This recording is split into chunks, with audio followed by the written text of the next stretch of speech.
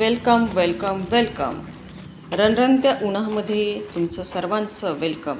कारण मी चालली आहे आता ऑफिसला आणि जरा तब्येत जास्त झाली आणि थोडंसं एक्सरसाइज करायला पाहिजे. वेळ मिळत नाही म्हणून मी डिसाईड केलं की मी आज रणरणत्या उन्हामध्ये ऑफिसला जाईल.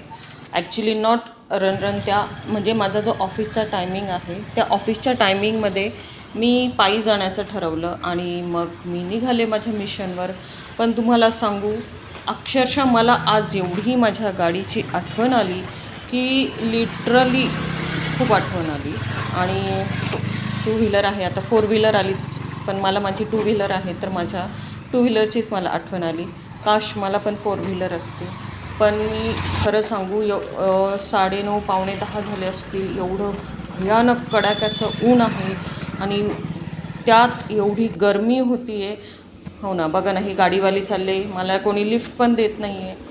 अशीच मी आपली बिचारी उन्हामध्ये पायी ऑफिसला चालली आहे. पण खरं सांगू, खरंच आपण निसर्ग खूप जपला पाहिजे. कारण ह्या वर्षी खरंच खूप ऊन वाटलं होतं, कारण खूप ऊन होतं ह्या वर्षी. आपण खूप झाडं लावली पाहिजे. पाऊस पण अजून झालेला नाही आहे. बघा वरती ढग 10 वाजले असतील, पण बघा किती किती भयानक ऊन आहे. माहीत नाही तुम्हाला दिसतं आहे की नाही. आणि बघा माझ्या डोक्यावरती सूर्य म्हणतोय, हाय तू आता पायी चालली ना, आता बघ मी तुझ्या डोक्यावरच बसलो आहे बघ. आणि एवढं भयानक ऊन लागतं आहे, मी सांगू शकत नाही. पूर्ण घाम आणि त्यात मी बांधलेला आहे स्कार्फ. म्हणजे माझी अवस्था पूर्ण ओली झाली होती. मी एवढा भयानक कडक उन्हाळा मला जाणवला. आणि आहेच फायनली मी ऑफिसला पोहोचले. साधारण 4 किलोमीटर ऑफिस असेल माझं आणि अर्धा तास तरी लागला मला. आणि एवढी थँकफुल झाले मी ऑफिसला पोहोचल्यानंतर. आता माझं ऑफिस सुटलं आहे आणि आता वाजले आहेत जवळजवळ 3. तर 3च्या वेळेसुद्धा मी पायी चाललेली आहे घरी. आणि माझ्या डोक्यावरती तुम्ही सूर्य बघू शकत होते. सूर्याने मला काही सोडलंच नाही जेव्हा मी चालत होते तेव्हा. बिचारा माझ्या डोक्यावरतीच होता. आणि बघा रस्त्याचा हा सुंदर नजारा मी तुम्हाला दाखवत आहे. हा गाडीवाला गेला, याने पण मला लिफ्ट दिली नाही. ॲक्च्युली अनोळखी लोकांच्या गाडीवर जायलाच नाही पाहिजे आणि मी मागतही नाही कधी.